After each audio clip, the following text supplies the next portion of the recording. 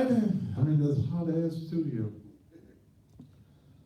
Those of you that's coming in on social media, thank you so very, very, very, very, very much on this Wednesday evening. I'm waiting for my guest to get here, Abigail Noel, and the subject is going to be Lorenzen Wright Speaks from the Dead. That should be an interesting show for you on tonight. We're just getting ready. It is hot. They moved my studio from one end of the building to the hot end of the building. And I have no air in here. So I'm probably not going to keep this tie on very, very long at all. Thank you for those of you who are coming in from all over the country. You do know the rules of social media, that I will block your ass from any of these media sites. They are monitored as well. Definitely is going to be monitoring the site. I'll be monitoring the site. I go back, I'll be on my 30-day incarceration in Facebook jail tomorrow. I don't know how long I'll stay on the main page, but we will see. Whew. It's hot as a motherfucker in here though. Shit.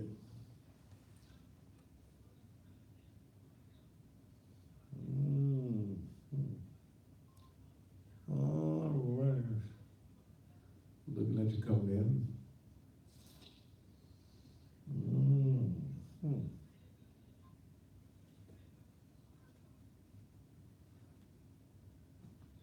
I hope y'all watched me last night as I made my nationwide debut on the Tosh Marco show.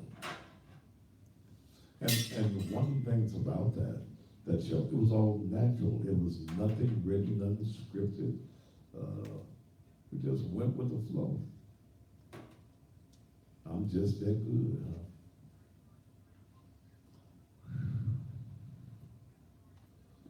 Ooh.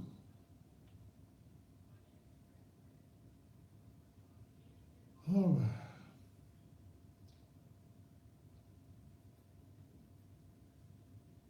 Those of you that missed it, just go back to his site, Tosh.0, his official site, and watch the show again.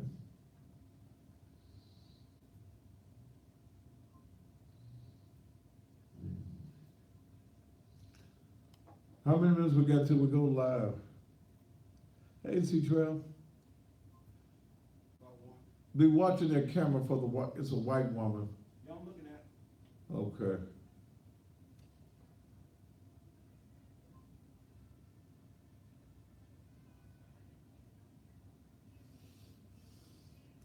We need to get us a boom box. The views and opinions expressed Here we on go. the show Turn up so I can hear me too. hosts, the producers and/or persons appearing on the program, and do not reflect the views and opinions of the Can you send me one of your network. ties? This program may I got some. include strong images and language and may not be suitable for You in all the tie audiences. business, brother? Viewer discretion As advised. long as there ain't no ugly ties. If you wanna know what's that, if you wanna know what's that, yes, he will let you know, yeah, it's the daddy. I like to remember that you killed. We ain't talking about the thing, my show. Only no guilty. Y'all ready? Thursday?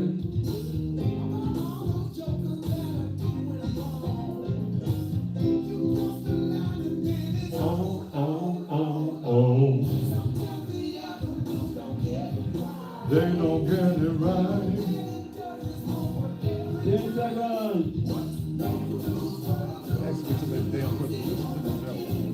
You got 5, 4, 3, 2. And just when you thought it was safe, it's absolutely positively not. And good Wednesday evening to you. Welcome again to Steal, the most controversial television talk show anywhere on the planet, where we tell it just like it is. and don't give a damn whether you like it or not. Really don't. Just don't give a damn whether you like it or not. I'm waiting for my guest to arrive. And she's a psychic. She says she didn't realize it was this far from where she was. Mm. So we able to see that. You're a psychic. Is anybody out there, Les? Les was over there looking at the outside camera. So thank you so very much for those of you who do not know who Abigail is. Abigail Noel is a psychic. And back in 2013, I believe, she started giving the names of persons who were involved in the Lorenzen Wright murder. So tonight's show is going to be entitled Lorenzen Wright Speaks from the Dead. Yeah, she's going to say what and repeat to us what Lorenzen told her. I'm waiting for her to arrive here.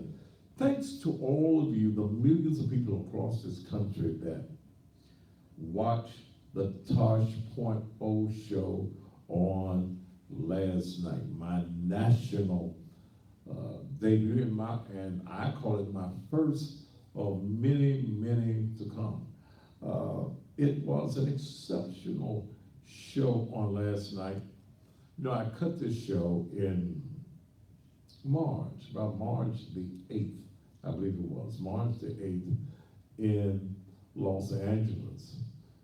And we were on the set probably about 45 minutes, and they cut it down. I think it was about 10 minutes last night, and it was exceptional. I like all of it. I found no fault in any of it. Any of the editing, everything was on point. In fact, they sent me an email today saying that it was probably the best interview of their entire season thus far. And thanks to each and every one of you. Dale, meet the white lady if you can, and have her sit out the way till we get on that. It was, I think, their best show as well. But it was very, and one of the things that I found, and I told Dale, one of the things I found surprising in the edit was, and people were trying to say that Tosh was a racist and then said you shouldn't go. Hell, you think I'm gonna miss the national opportunity because of what somebody at Burger King and Chick-fil-A, y'all singing, you ain't never been nowhere, don't nobody know you, but you Kim people. The part that I was surprised that was not edited was the part where I spoke out against the white Jesus and stated that Jesus was not a white man. But it went real well on last night. And those of you who may have missed Tosh.0 last night, please go back to his site. Abigail, why are you calling me? Okay. Why am my phone ringing with your number? Oh, whoops, I butt dialed you. Oh, you butt called me, okay. But it was a very interesting show. One of the things that did happen today, I got an influx of white folk all across the country in my Facebook requests on today. And my main page will be back up for tomorrow. It'll probably stay up about 3-4 days. And one guy was saying, man, how come you're not already in prime time? I said, I don't know. I'm not in prime time. I should already be in prime time. One of the things that I found very surprising in this whole cussing pastor saga that started in December is that I've gotten calls around the country from white folk. And I've appeared on several white shows. But the main black guys, the Steve Harveys, I haven't been on his show yet. What was the motherfucker that was talking about me? The Bat Cave, the Man Cave. They used me on their show for 2 weeks. I didn't get no money out of it. Didn't even get the opportunity to appear on the show. But we keep on battling. We keep on doing exactly what we are doing. I got somebody cussing me out right now. Will y'all call this on and talk about his mom? Yeah, let's call this and talk about his mother. It's getting close to Mother's Day. So his number is 267, area code 901.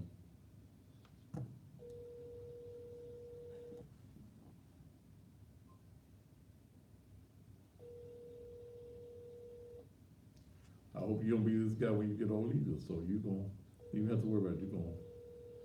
So I hate you cowards. Y'all text me, but you're wimps. Area code 901-267-0602.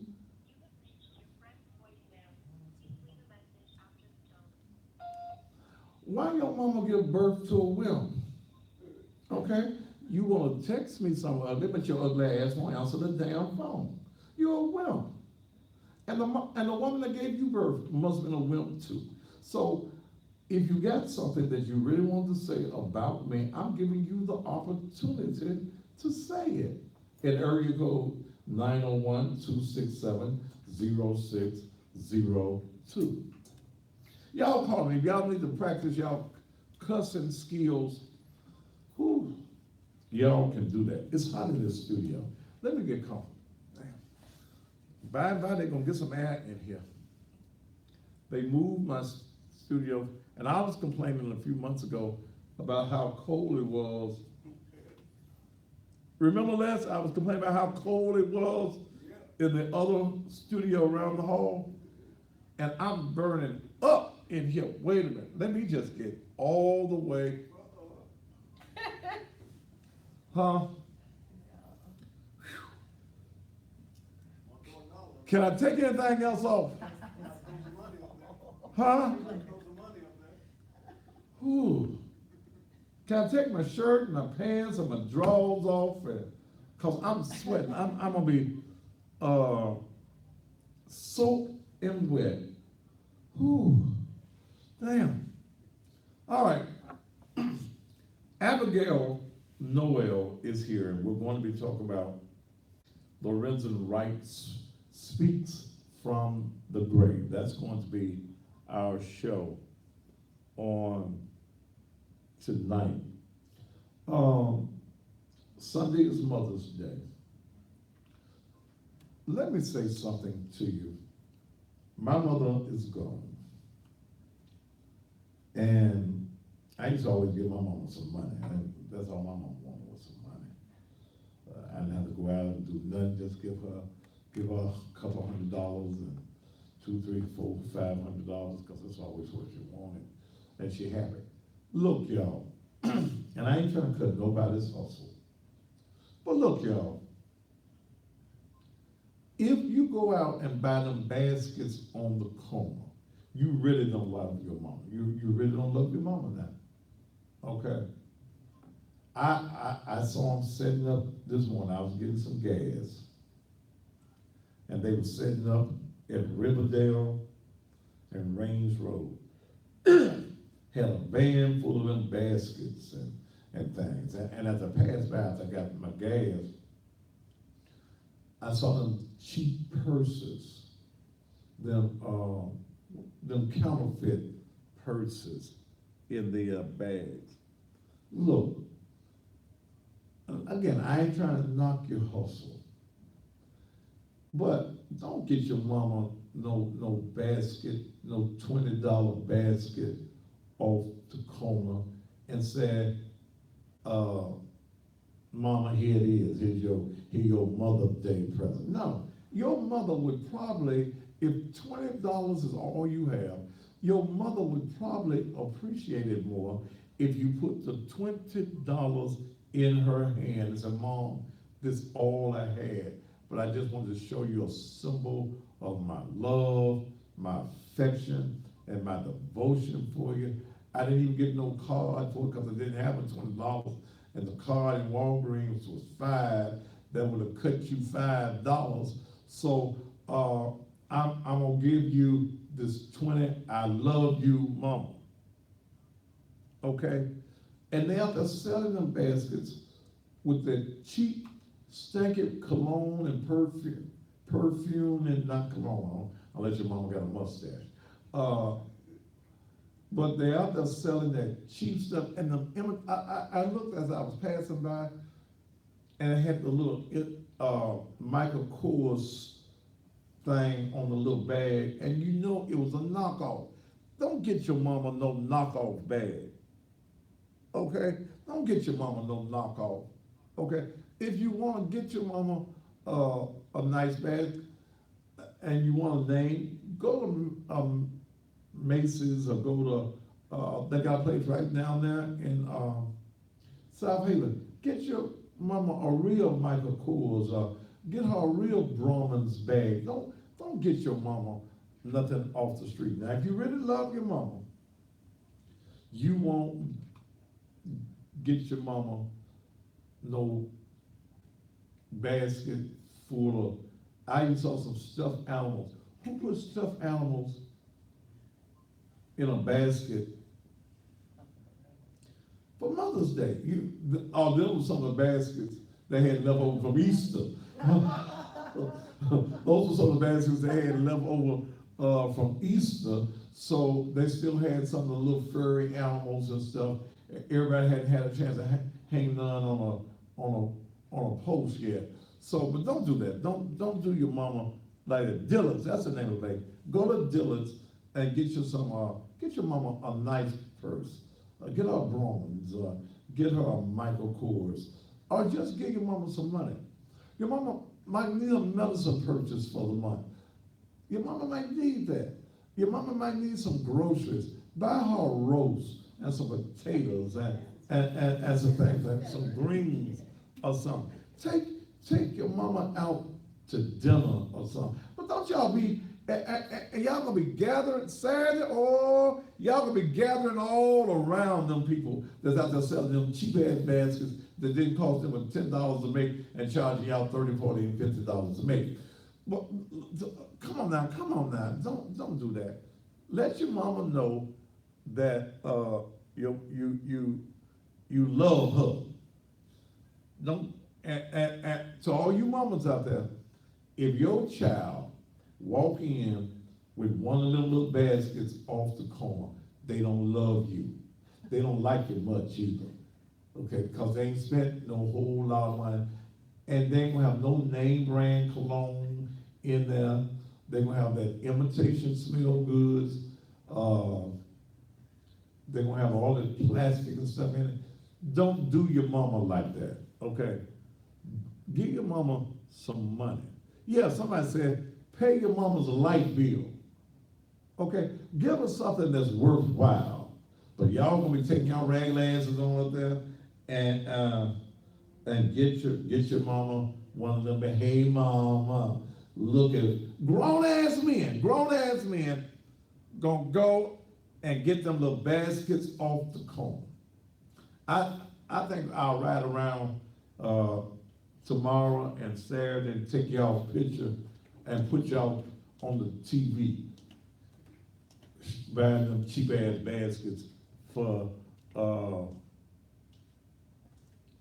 somebody said we take anything. You a damn fool, baby. You a damn fool. Okay. Somebody said that they mama want coach. Okay, but take care of your mamas. All right, let me get ready. Somebody said you are the devil. Wait a minute, let me see what they said.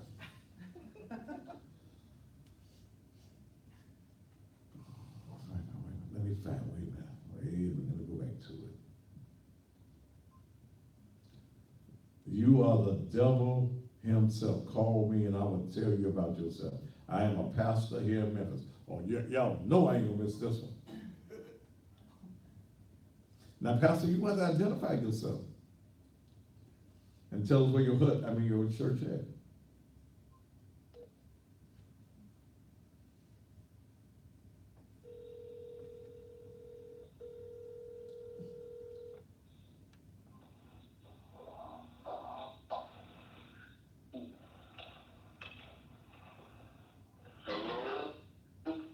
What's your name, Pastor? What's your name? Cut your TV down. You ain't no damn star. I'm the star, so cut your TV down. Nobody want to hear your TV in the background. What's your name, man? What's your name?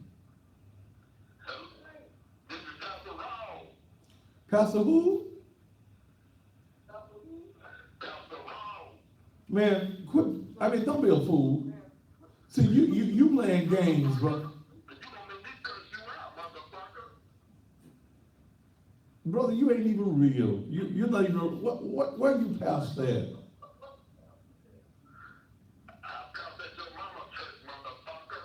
Is that the best you can do, brother? Is that really the best you can do? 61023. Come on, brother. Come on, brother. What's wrong with you, brother? You trying to prove a point? You said now. Come on, black man. You trying to pretend as though you white now. Okay. Brother, 6102347. Set your broke ass down. He hung up. And you sound like you're a sissy. You sound like you might be one of them church musicians with them skinny pants on. You sound like you one of them penis, oh, I really wanted to say the word. You one of them penis in the ass musicians at the church. That's what you sound like, brother. But brother, see, here it is with grown men. And that's the reason I'm telling you as black women that sometimes I understand why many black women have turned to lesbianism. I understand. Because you can't find a black man that's got any sense. Okay? That's a grown ass man wanting to be a star. Brother, see, I'm a star. I'm a celebrity. You just nobody. You just that Negro that works at Burger King. You 40-something years old and your ass still at Burger King. You ain't even graduated to flipping burgers yet. You still putting salt on the fries. I didn't say the flies, but when I go to some Burger Kings, that's all you see. But here's what I'm saying, brothers. Don't be jealous of a real man. And many of you have a problem with real men. Men who are successful. Men who your woman look at and they drool when they see me on the TV. Then they look over there at your worthless ass. They look at me on the TV, then they look at you and say, well, damn, why am I stuck with something like you when I wanted somebody like him all my life? Somebody that is successful, somebody that got his own everything. Why?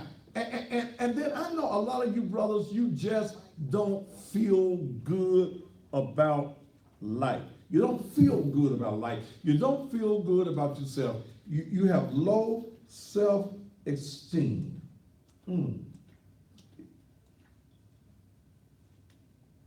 Yeah. Somebody wants to know, Pastor, are you really going to take them men pictures by Mother's Day back? Yep. I'm going to drive around the city and I'm going to take guys' pictures. I'm going to put y'all up on Facebook, put y'all up on the TV. Don't do your mama like that. And that's the reason these guys here are mad.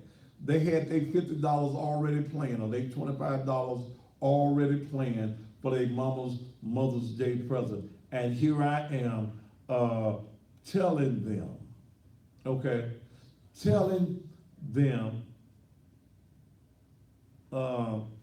that if your son, you got a grown ass man, as a son, and he brings you a basket off the street, he really don't like you. He really don't love you. He's just going through the motions of giving you a present. But he really don't love you, because if he loved you, he'd spend some money on you. So y'all quit calling. I ain't talking to no more you wretched ass, broke ass men. Come on now, love your mama.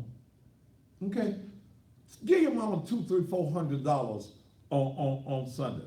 Okay, give your mama something that's tangible. Pay a bill for her. I know everybody gonna be trying to go to dinner. I ain't gonna be able to find a place to eat Sunday evening because all y'all wanna have y'all mama. That's nice. Do that for your mama. Take your mama somewhere besides Crystal and Burger King and Red Lobster. Take your mama somewhere nice for Mother's Day. Do something nice for your mother. I wish I had the opportunity to do it. I reached deep in my pocket because that's all my mom wanted was some money. She didn't care nothing about no fancy, well, she liked pocketbooks, but she liked me giving her my money. And so do something nice. Don't spend no time. Somebody said, LaQuita said, I'm at Red Lobster right now watching you. Lord have mercy. All right, well, keep on watching me. Peter and Darlene Armstrong, they quoting scriptures on here. I am the cussing pastor. I am known nationwide as the cussing pastor. And for those of you in the church that have a problem with me cussing, then you quit hoeing. Okay? You quit being the church hoe. You the church hoe, but you got a problem with me cussing. Yeah, brother pastor, you sucking on the little boy's wangma thing on Saturday night. You got wangma thing deep up in your ass on a Saturday night. Then you come and stand in the congregation with a wangma thing breath, preaching to the folk, and your breath smell like wangma thing, but you don't want me cussing. You doing everything under the sun, brother apostle. You running around with all the holes that you can find, okay, leaving your wife at the house. But you want to talk about me cussing. Yes, I cuss. I ain't got no lie to tell you. Y'all cuss, but y'all want to hide who you are. I don't want my members to hear me say that. No, well, God hears you. If you think it's wrong. See, first of all, who determines if a word is profane or not? Because you think the word is bad doesn't mean that the word is bad. That's just your particular thought. See, at Naked Truth, and I came up with a new slogan today. I didn't even know we had one, but I created Naked Truth Liberation and Empowerment Ministries, where we throw tradition and stereotypes out the window.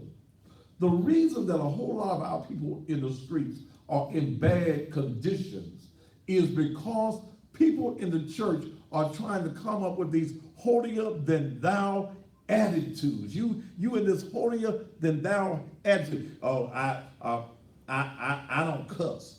But you're the biggest hoe in the neighborhood. Every man in the neighborhood that had you before Sunday morning. Oh, but praise the Lord, thank you, Jesus, I'm on my way to heaven. No, you ain't. You're on your way to the whole house. Or you probably need to be on your way to the damn health department. But we've got to learn to be real. So I don't give a damn whether you don't like the way I present the message. But there are thousands of folk around the country that do. All right.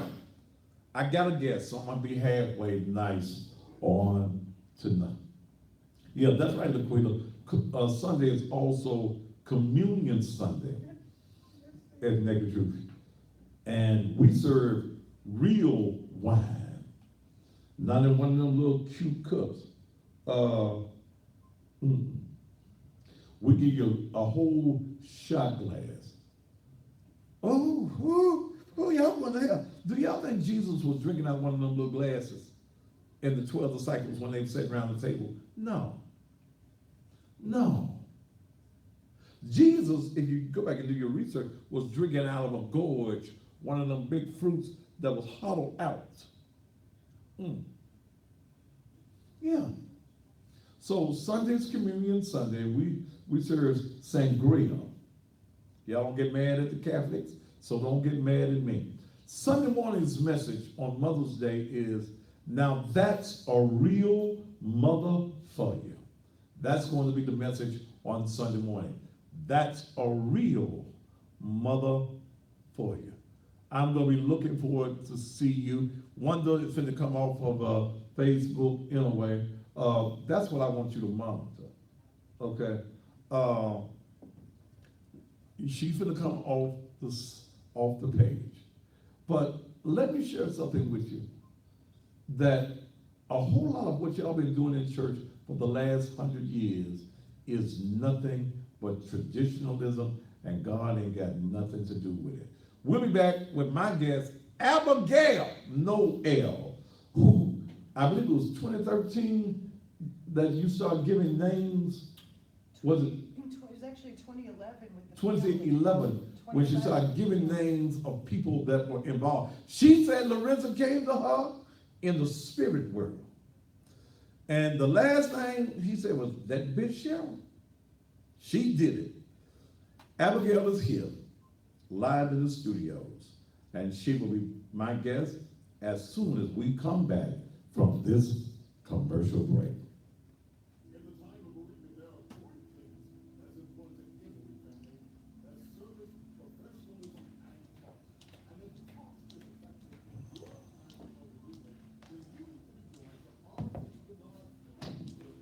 Put that well, we got to change these around. Let me find this wonder bitch.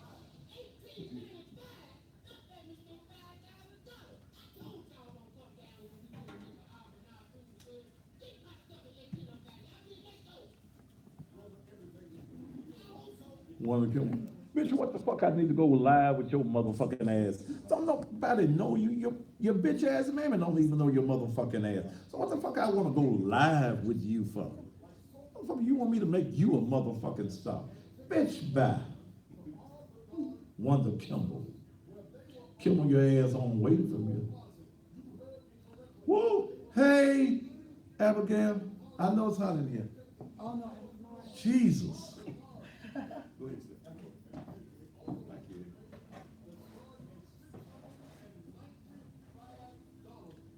Here's somebody said, Pimp Pastor, you keep coming back every night, brother.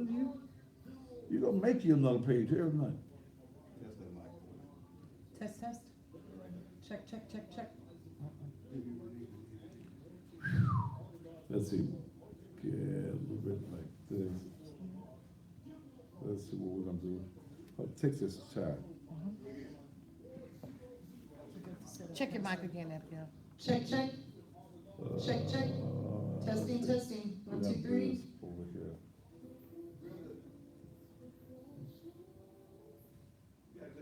That'd be good enough. That'd be good.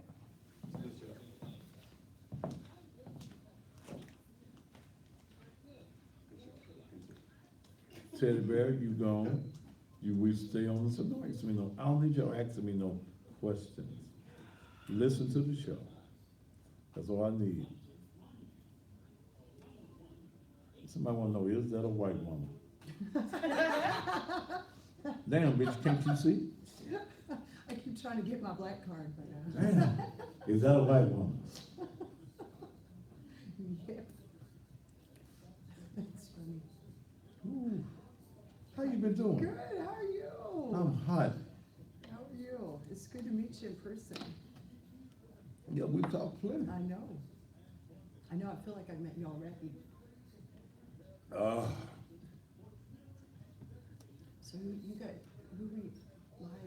We're on my church Facebook page, we're on Instagram, and that's YouTube. Okay, hey there, Instagram, YouTube, Facebook. Is this real religion? Kenneth Stokes, what's religion? I don't deal in religion. What, see, that's the reason, so many of y'all messed up. Y'all dealing with religion. God was not of a religion. What religion was God? Somebody tell me, what religion God was.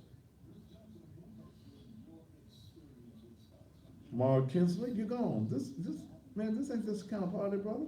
This is about information.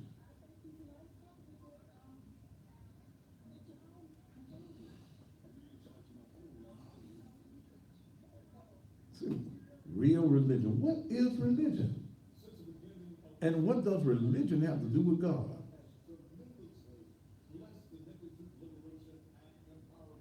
56487. You about to go? Okay, you go. And y'all do know once I put you off, you never come back. You will not be disrespectful to my guests. I don't give a fuck about what some of you bitches say.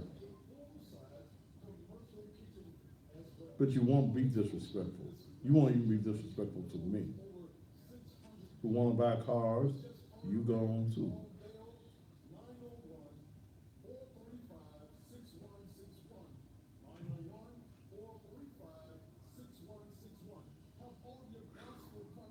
How many more in this set?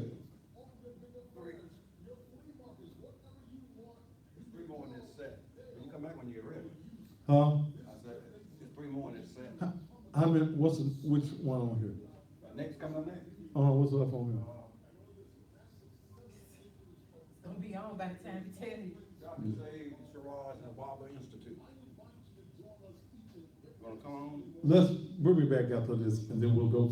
Well, Told you. oh, gotta go one more. Okay, well, go put it in. Gotta go one more. Okay.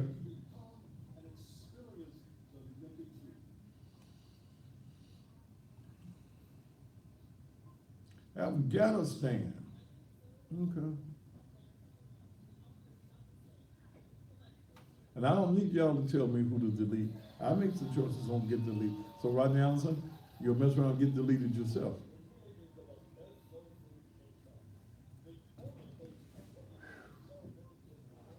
Who is hot? Now, if y'all want that sugar coated stuff, go to them churches y'all already go to that ain't doing nothing. Religion is not a duty.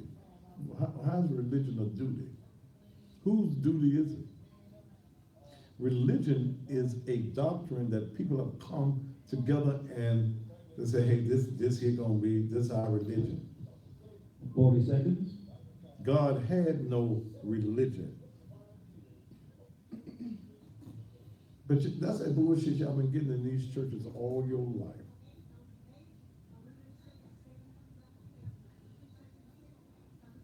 I'm a member of the Missionary Baptist Church. 20 seconds. All right? Woo! I'm sweating.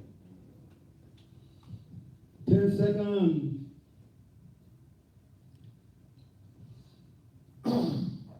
You got 5, 4, 3, 2. And welcome back to the Thaddeus Matthews Show.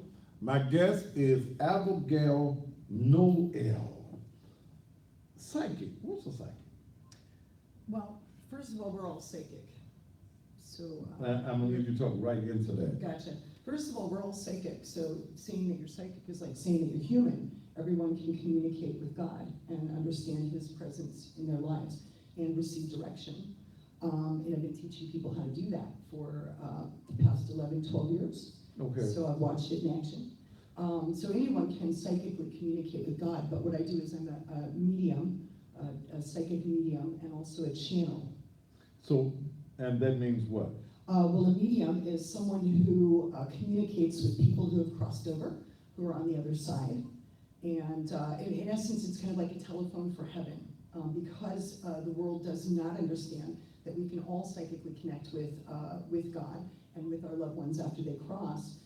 People have gone to psychic mediums to communicate or to receive evidence of heaven and evidence that their loved one is in heaven.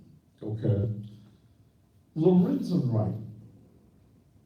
And 2011, and it's out on YouTube, that you started giving names, and those of you around the country, Lorenzen Wright is probably the best known professional basketball player out of Memphis, Tennessee. And can you cut her mic up just a tad for me? Okay. And he lost his life now nearly 11 years ago. His Almost wife, eight, almost eight, huh? almost eight. What was it, 2000? 2010. 2010, okay, 2010, I'm Yeah, sorry. yeah, that's okay. His wife, Cheryl Wright, is presently incarcerated. Billy Ray Turner is incarcerated. They're charged with murder. They're charged with conspiracy to commit murder. And you started giving names of individuals who are involved in the murder of Lorenzen Wright about 3, 4, 5, 6 years ago. How did all of this come into play? Well, first of all, I do not look at any time for spirits to communicate with. You have to be assigned a spirit, meaning that they have to come to you. Since I've been aware of spirit's presence, I guess, I've been aware of dead people all of my life. It's kind of like a blind person. So I can tell when there's a presence in the room. I ask who it is. The way that, in fact, I didn't even know, I don't watch sports, I don't watch television, I haven't for the last almost 12 years, so I didn't know who Lorenzen Wright was. I had heard, because I was here in Memphis, that a NBA basketball star from the Grizzlies, that played for the Grizzlies, had crossed. And one day I was walking through a friend's house, they had the news on, it was the day his body was found. And what happens is I get full chills. So they just start at my head and they roll right down. And then I was immediately aware that I was in the presence of this very good looking tall guy who said he was Lorenzen Wright. All right, so you actually saw Lorenzen Wright? I can see him in what's called my third eye. So when it's just like a blind person uses their imagination, that's how we talk to God. And so I use my imagination, which is real, to see who he is. That's how I can describe the people that I'm seeing. Even the gold Cadillac Escalade that I saw was used that night by the perpetrators. So let's not jump ahead to that yet. So when you saw Lorenzen Wright in your third eye, what did Lorenzen say? Well, and it's hard to put it in words sometimes because God speaks in emotions and symbols. Sometimes you do hear direct words, like I heard, names of people. But what Lorenzen immediately told me was that that his wife was responsible. That was the first thing he took me to. They showed me a wedding ring. He showed me a woman, and he said the wedding ring. He said that bitch did this. That's what he said. And that was the first thing that came to me. And then from there, when I work a case, just like an investigator works with the tangible evidence, I work with the intangible evidence, and I don't just work with that spirit one time. Lorenzen and I worked together for 3 years before he went on to what's called the fifth dimension, or what most people call heaven. So I watched him walk to the light almost 3 years to the day after his body was found, and he and I worked all that time on making sure that the details in this case were accurate. So, and then what I did was immediately I got with a woman that he'd been dating at that time. As odd as it is, God works in synchronicities. There's no such thing as coincidence. And a beautiful woman, girl that he was dating at that time, I don't leave her name out of it, but we had gone to school together some years before. And so I was able to find this out through good old Facebook. And so I first got with her. She helped me get to the family so that I could then validate the information that's coming through. Much of what I validate with the family doesn't have anything to do with the case. It's personal things that no one could know. And that's what gives me the confidence to stand on the other information that comes through on the case, because, at a certain point I have to just say, if I knew all this must be right. Are you saying then that Lorenzen presented you with facts and information that only his family would know? Correct. So that you could go to his family? Correct. And they would know Yes. that you were legit Correct. in what you were saying? Oh, yes, correct. There were things I said that no one could have known, down to, personal things about the friends he was with, the way he felt, relationship dynamics, down to this. I even knew that, specific fights that Shara and Lorenzen had gotten into, things that she had said to him. In fact, one time she threatened to burn their motorhome down because, as he said, they were in the middle of splitting, but she was a very jealous, very scorned person. Always, even after they got divorced, she was still manipulating him. And so there were details, as I said, about a very specific time at a friend's birthday party, and I had every detail of what happened. She showed up there. She'd been stalking him, following him for a long time, and watching what he did. The evidence has come back, and the DA, and I'm trying to get my hands on that particular information that was read in court last week, states that Lorenzen Wright, as we know, is living in Atlanta, and that there is a third person now that is involved by the name of Jimmy Martin. In your dealings in the spirit world with Lorenzen, did the name Jimmy Martin come up, who is her cousin?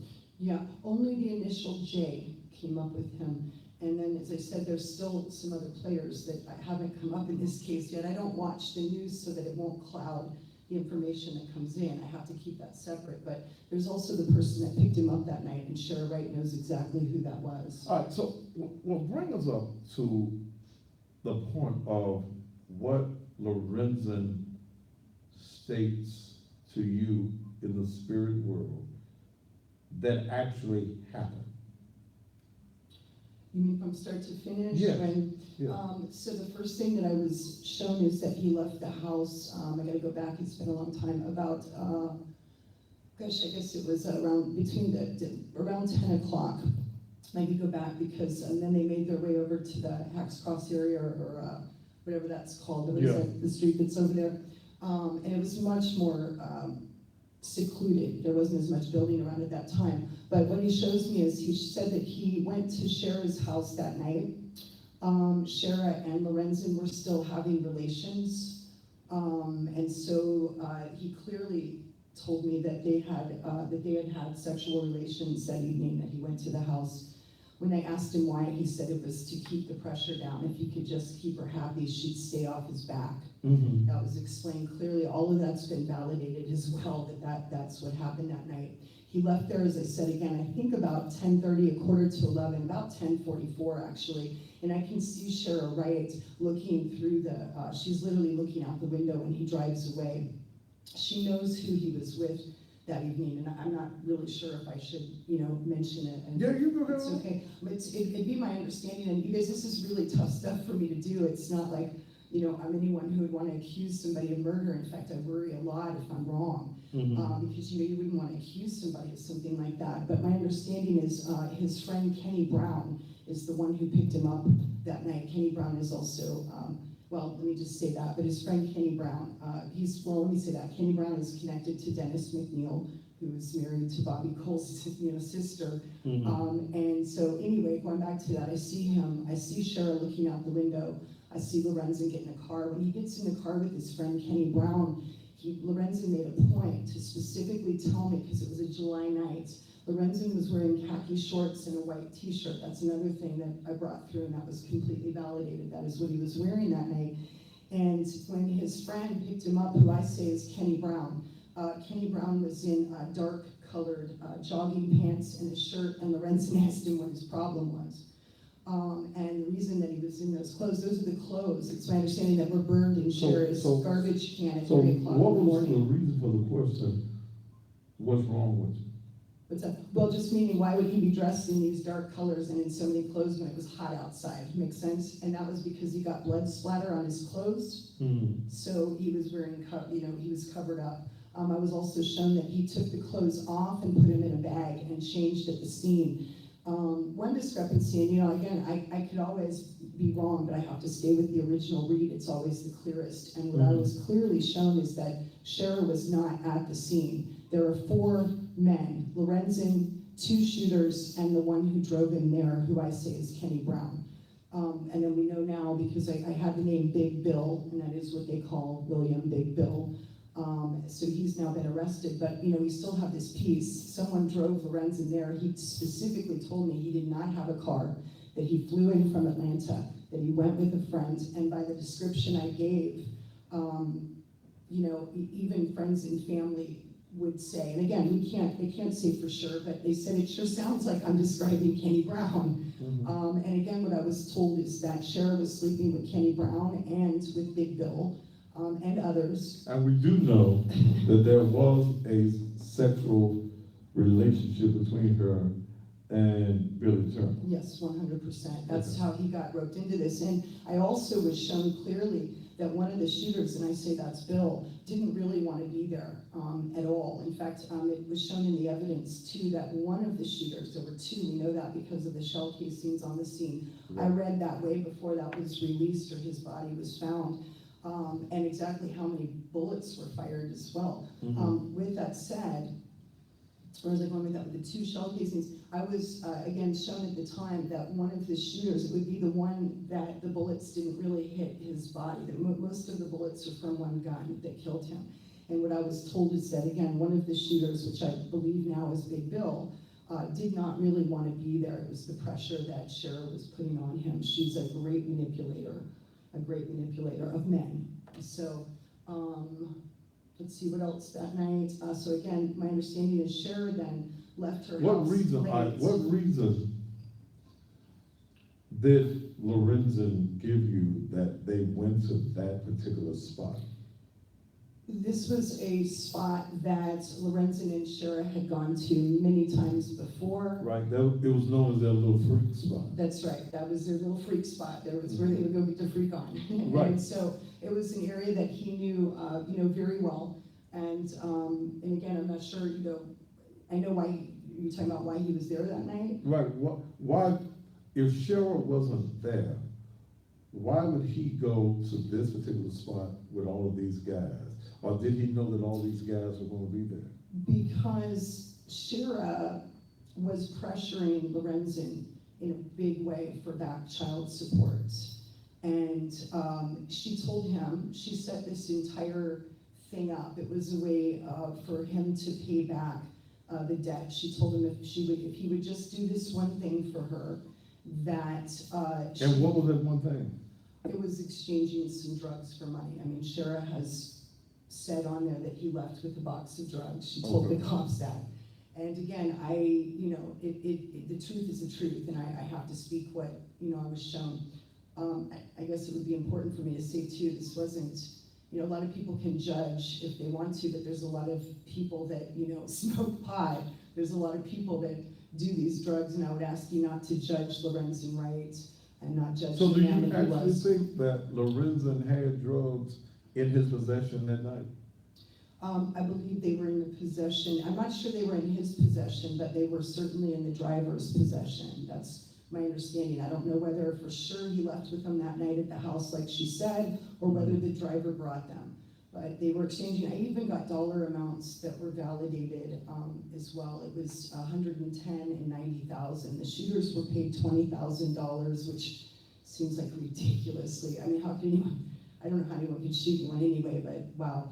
And a gold Cadillac SUV is how they were paid. A gold Cadillac SUV and $20,000. Shara got the 90, and that would have wiped out the back child support, but that wasn't really what she was after. She was after his retirement. So who had, NBA, so was the his money life actually, insurance. so are you saying that the money was actually at the scene? That's my understanding. Okay. But see, the whole thing is it was a setup, so there wasn't really anything at the scene. They just sent him in there to get shot and to collect. It was all about the insurance money, the insurance, the retirement, and everything else she could get her hands on. So you're saying that Lorenzen has stated that Cheryl was not there? Lorenzen has stated that Shara came later. She left the house later that evening, but she was not there when he was shot. That's my understanding. And the feeling I get, and again, speaking to God is like interpreting charades sometimes. It's not easy. That's why more people don't do it. But with that said, to the best of my interpretation, Shara doesn't really, it's funny, she's got a lot of guts, but she had, in her mind, she was like, she paid these guys to do this job, you know what I mean? So she's like, they're gonna work for her. I don't think she really had the stomach to look at him in the face and pull the trigger. And again, the first reading that I got, and that's the one that I have to stay with. And I know there's some discrepancies in I believe there's some discrepancies in what some people are saying that are involved in this. But I have to stay with the original reading, and I don't feel anything but male presence there. Now, what I do get is that Shara did come to the scene later. It's when her and Kenny Brown went back and probably Big Bill, or maybe she just took Kenny's clothes. But the clothes that got bloodied, that I believe was Kenny Brown, were burned in her fireplace at about 3 o'clock in the morning. They know that happened. I mean, I don't know why anyone would be burning, she said she was burning garbage at 3 a.m. That's just insane. Her neighbors saw her leave or come back to the house late as well. I also know that. And my understanding through the spirit world is that she showed up on the scene later and she parked up in front by where the apartments are. You can walk down the road. Right. That's also where Lorenzen clearly showed me that he, and again, who I say is Kenny Brown, parked there. Shara came there and met them later, but my understanding is she was not there on the scene. She did also, now this is my understanding through the court, I got this through spirit, that somebody went back after the fact to look for things Well, they had now, left, and that's been I don't proven true know. also. She went back That was with a metal stated, detector. that was stated. Mhm. That was stated in court last week when the district attorney read several, and I'm trying to get my hands on that, several pages of information in that what they state happened is that originally the murder was to take place in Atlanta. Correct. Oh, that I know for a fact. I Okay. spoke to a witness who was there in the house when they came in. So, Yeah. so the affidavit states that Jimmy Martin, who is her cousin, Mm-hmm. okay? Now, Jimmy Martin says that there was a meeting that took place. I guess this was the planning session that took place with him, Cheryl, and Billy Ray Mm-hmm. at her sister's house, Mm-hmm. Claudia, Okay. okay? And that the plan was to go to Atlanta. Apparently she had been to Atlanta and been to the house where he was. Apparently the window was left open Mm-hmm. at the house in Atlanta.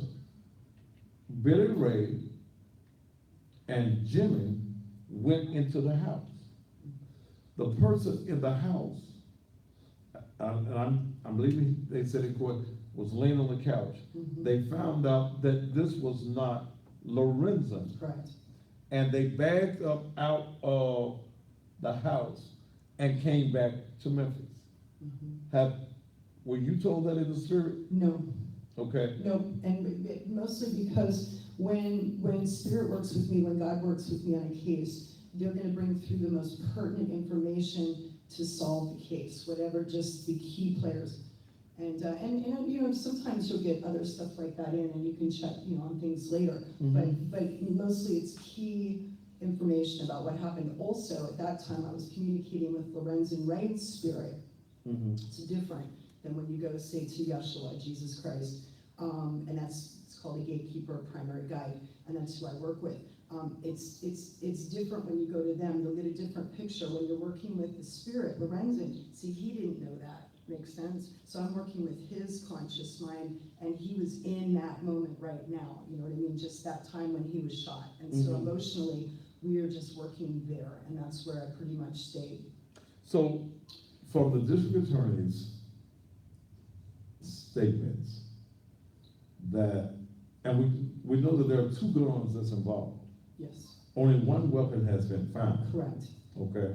The other one's in Mississippi also. You believe it's in Oh, Mississippi? I know both guns are in Mississippi, and I believe, my understanding was, I was told that one of the shooters kept, what I believe is a Nike bag. I believe Lorenzen was carrying a Nike bag with him. They kept the bag and the gun, and I believe that's in a house. And somehow a man named Greg Lewis, now he's now deceased, but a man named Greg Lewis at least had knowledge of this. This is a man who worked at the House of Dubs. The House of Dubs was brought up in this case. That was something that I got right away. I didn't even know what the House of Dubs was, but I figured it out. I was told that this person, Greg Lewis, this other person, I found out his name because of the car that was found on his property, but I was told that one of the people involved in this case had this car. And I saw when Lorenzen was shot, because I'm looking through his eyes, so I can see them walking down the road. I can feel Lorenzen walking with another male presence that's a friend of his, because when these guns come out and Lorenzen realizes that he's going to be shot, that's what this is, it was total betrayal. I mean, he turned and looked at his friend to the right, and I mean, it was total betrayal. He couldn't believe what was happening. And the emotions what I work the best on. When I'm looking through Lorenzen's eyes, I clearly see a pearl color, I keep saying gold, but it's a pearl color Cadillac Escalade. And I was clearly told that the shooters were paid that car. I was also told that that car would be found on a property in Mississippi. And by the way, I told the police all of this. I met with Larry Godwin, I gave them every detail, and they did not follow up on any of it. With that said, I was told that this pearl-colored Cadillac Escalade would be found on a property in Mississippi, that it would be parked to the side of the house towards the back so that you couldn't see it on the road, that it would have improper tags, and it would be confiscated by law enforcement. Now, all of that happened. A good friend of mine has cadaver dogs. She's a search and rescue woman. She's one of the best in the area. She's wonderful. She works as a ministry as well. She was not working on the Lorenzen Wright case, but her and I speak regularly, and she was called out to a case where a little girl named Myra Lewis, 2.5 years old, that was Greg Lewis's daughter, went missing. So in this process, my friend Kathy, who does search and rescue, went out to Greg Lewis's house to investigate the missing little girl. And when she went out to the house, the FBI was already there. They don't come out for a missing persons case on the first day. The FBI was already at Greg Lewis's house. Greg Lewis ran drugs for Bobby Cole. He worked at the House of Dubs, okay? He went to school with Lorenzen Wright. And a pearl-colored Cadillac Escalade was confiscated from his property on the right-hand side of the house, parked to the back, just like I said it would. Kathy called me from the scene and said, "You're not gonna believe this. You're not going to believe this," because 3 weeks earlier I was led to tell her. I said, "Kathy, I don't know why I'm telling you this, but I'm supposed to tell you about this pearl-colored Cadillac Escalade." And so the feds have been investigating this for a long time. That was back in, I want to say 2012. Okay. 2012. And so anyway, that car was confiscated from the property because it did not have proper tags and for other reasons. But again, when she called me, she said, "This is weird. Why would the FBI be here? It's got to be a separate case." And it has been validated for me since, because that's what I do, is I dig around and I look for the earthly proof to validate what I'm receiving from spirit. And sure enough, I found out through sources, through a judge in Jackson, Mississippi, that Greg Lewis was being investigated by the feds in the Bobby Cole case. And I say that Greg Lewis was responsible. He at least had knowledge and participation in this murder as well. So again, that's... So, in your opinion, why are there so many players in this?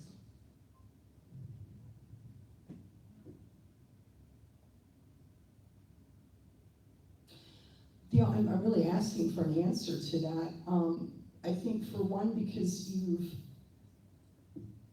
Shara is the one who introduced Lorenzen to these players and to this nefarious activity. She's the one who put the pressure on him. And again, as I said, please don't judge the man. This wasn't anything that Lorenzen, was doing on a regular basis. That I know it's not who he was.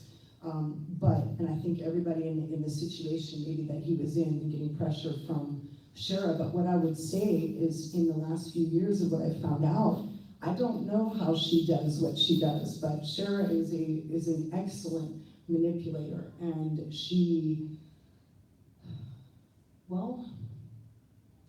that's it. I think she sleeps with a lot of guys. And you know what, I can see that on here. She gives a mean blowjob. So, and that's a true story. That's my understanding from Spirit, and that's been validated through family. So And we she do know, manipulates men. we do know when we go back and we look at the murder scene, even from, and let's deal with Jimmy Martin for a minute. Jimmy Martin murdered his girlfriend. Jimmy Martin, and I'm sure he cut a deal, came forth and gave all of this information that he was one of the persons involved. Jimmy Martin, who again is her cousin, who again says that he was at the meeting that was held at her sister's house. So I don't know why the sister hasn't been picked up as of yet. States that he told them where the gun happened to be. This is in the same place in Walnut, Mississippi, where they had already checked before, but I guess it was without the FBI's scuba diving team. They found the gun. He also states that they went back to the scene. There's a Mrs., and I left my notes on my desk, a Mrs. Dawson that was involved. They went and got the metal detector from a Mrs. Dawson. They went back to the scene Correct. to find the cases. Mhm. Okay, I guess they didn't get all of them. And a phone. They went back for a phone too. I don't know if it was once or twice, but that was clear in the first reading that I did. Immediately, I saw somebody going back for a phone. Okay. Mhm. So a lot of what you're saying has been validated by the information that the district attorney general has. I gotta take a commercial break, but my guest is Abigail Noel. Abigail is a medium, a psychic, and let me say this, because I saw a couple of people who made some statements on social media who are not versed. You've been looking at the Twilight Zone. That she's speaking with demons.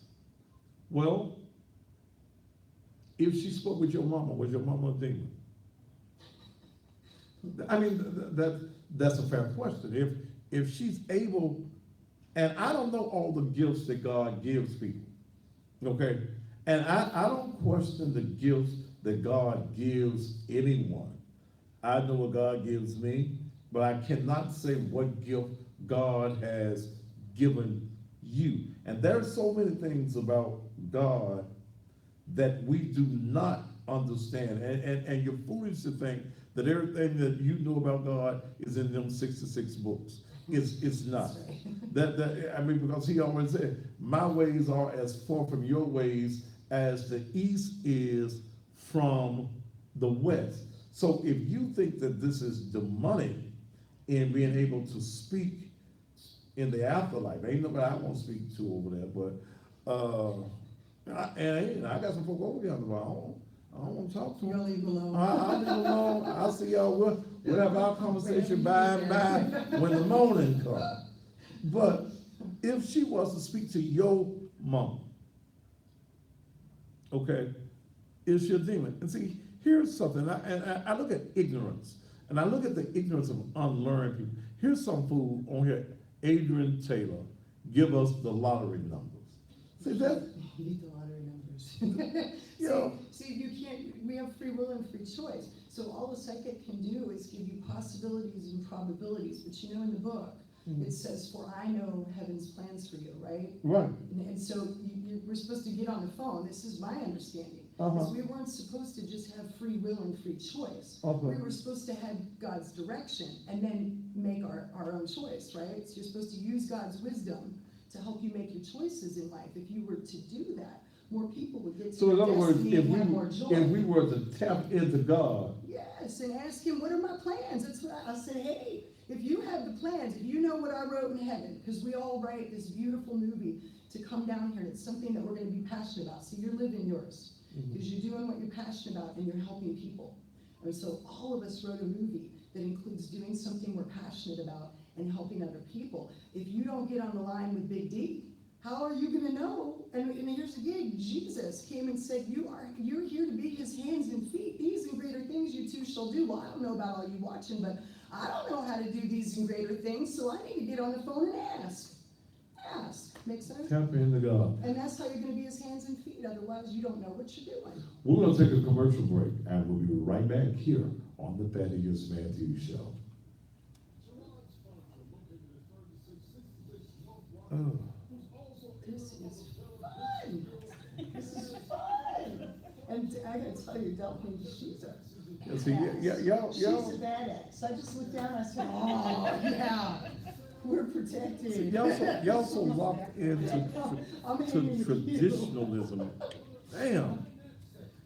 But then y'all don't know about it though, do you?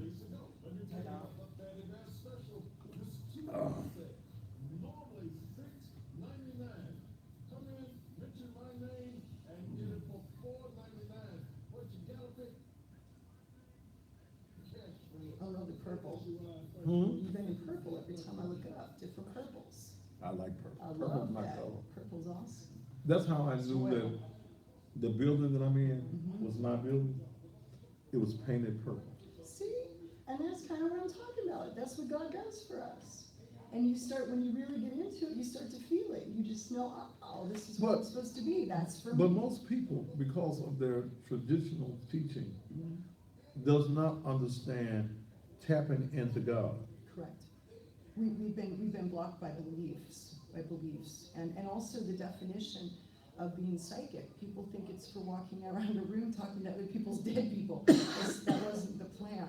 Mhm. You know, that was not the plan. And it's been nice because it's been witnessing heaven for people, you know, that are listening, and it's keeping heaven alive. But the plan was to get on the phone with Dad. And tap That's in. called surrender, right? How are you gonna surrender unless you've got some instructions? Let's go.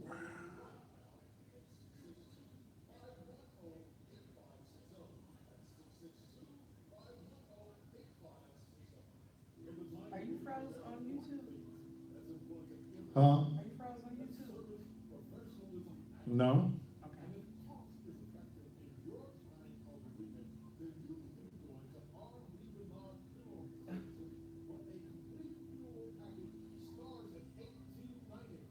Oh, that was funny. I wish they could see that. That's the funniest thing ever.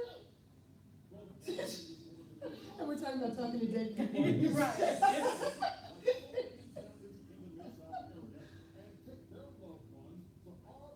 I think Heaven got a giggle out of that one. Mac Rod, you're gone.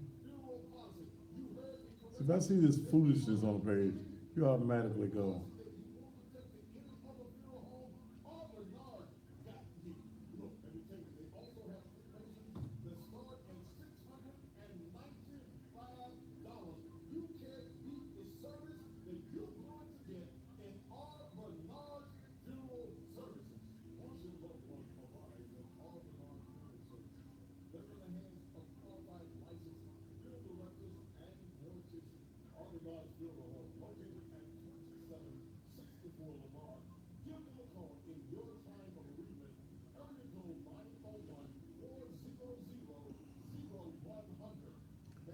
Carlos, you're gone.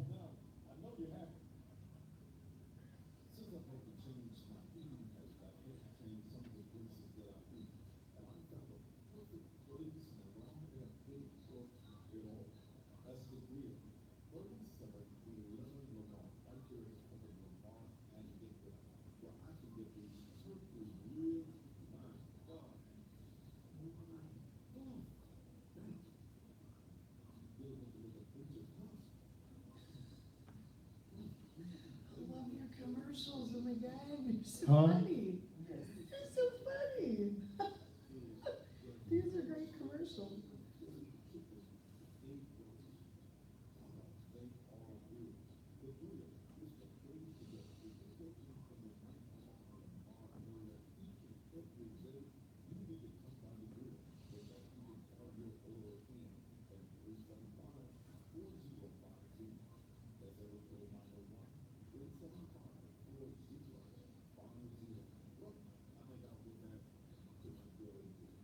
You need some water? No, okay, Oh, you got some water. I got some more if you need some. thank you.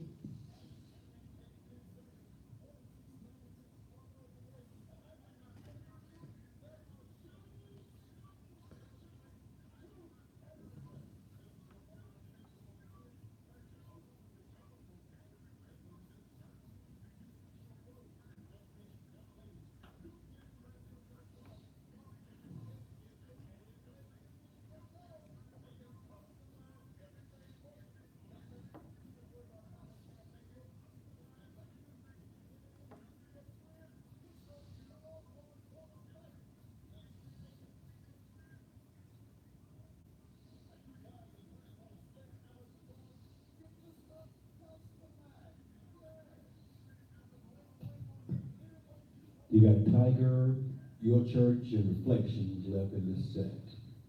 We got what? Tiger, Your Church, and Reflections. All right, bring me back after this commercial. All right. We'll go to another one. What?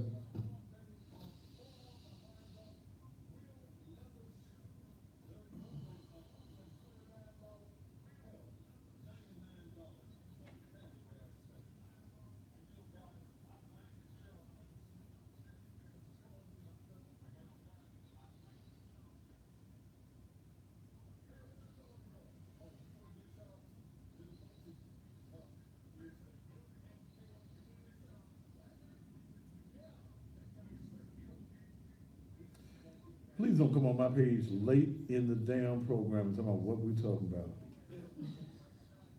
Okay, bye. 40 seconds.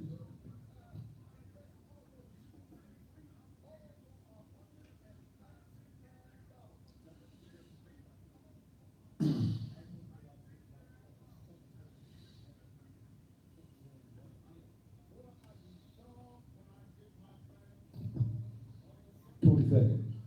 All right.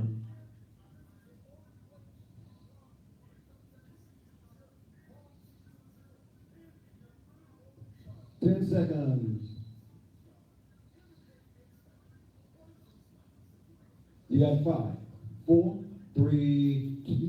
And welcome back to the Thaddeus Matthews Show with medium Abigail Noel. And we're talking about Lorenzo Wright. And I know a lot of you don't understand this because of your traditional teaching. Y'all think that 66 books that y'all got called the King James Version of the Bible gives you all that you need to know about God. It doesn't even give you the 18 years that Jesus walked upon this earth that's not even in your King James Version of the Bible. Even if you were to go and read the last chapter of John and the last verse, it would tell you that of everything that Jesus did had been written about or wrote about, the earth could not contain all of the information. Y'all think that the only miracles that Jesus did were the miracles that y'all read about in the King James Version. If you go back and read the lost books of the Bible, you'll find that even as an infant, Jesus was performing miracles. So open up your closed minds, and I know that your pastors who have this traditional, stereotypical mindset of it's all about going to heaven when you die and the other place. They messed you up.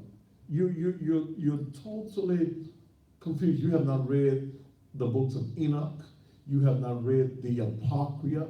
There are many things about God that you do not understand. So I never questioned the gifts that an individual says, and she gave me something. God has says he knows our plans. He has a plan for us. And find me that scripture, Dale, because I can't think of it right this minute. But the reason that many of us are in the shapes of wind, we have not tapped into God. Y'all like this old mess, like, wait a minute, wait a minute.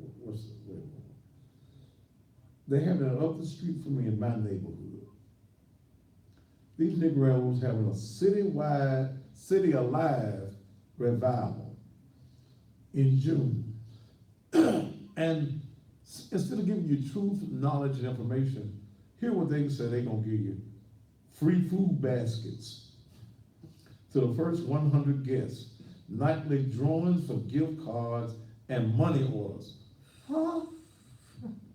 Free giveaway, live music and dancing.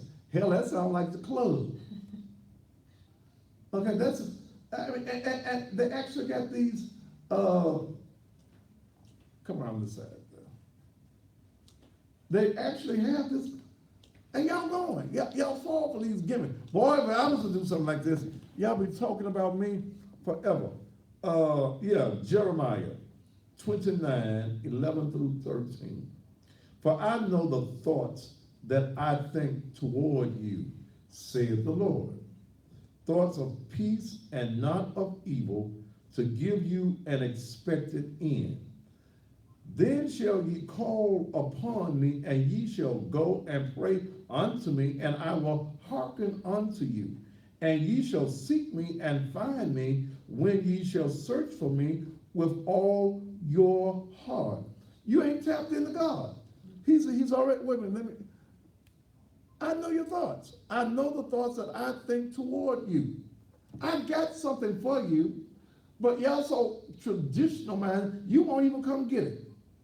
If I got thoughts of peace, y'all worried about a peace of mind. I got thoughts of peace for you, none of evil, to give you an expected end. You don't expect a good end. So y'all have no expectations in your life.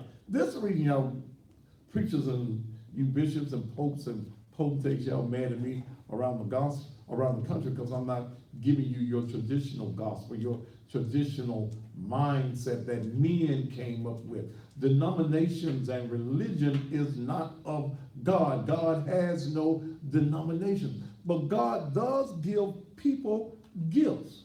Now, y'all go back and y'all read the Bible and say Moses had a gift. He stretched out the rod and all that. Okay, that was God working through him. We don't understand the power and the ability of God. But y'all run to these Negroes here. Let me go back. They're going to have a city alive. Apostle Tony Wade and Apostle Derek Tallbird. Y'all fall for this. They're going to give y'all some free baskets. Hell, you know they ain't gonna have no good offering because everybody else gonna be trying to get a damn basket. Nightly drawings, gift cards, money orders. What kind of money orders they gonna be giving? Free giveaway, live music and dancing. I swear for God, it's got the live music and dancing on the City Alive revival time. Now let me sit up, because I've been thinking about having a blues show in my gymnasium. I might still have a blues show in my gymnasium. Yeah, okay, anyway, so much late. But it just bothers me that our mindset and our minds are so closed to those things that we do not understand about God. And I promise you, it's more to God than them 66 books that y'all said, this is all you need to know. But let's go back to Lorenzo. How do you think, Abigail, that all of this is going to play out? Do you think that there are more arrests that's going to be made?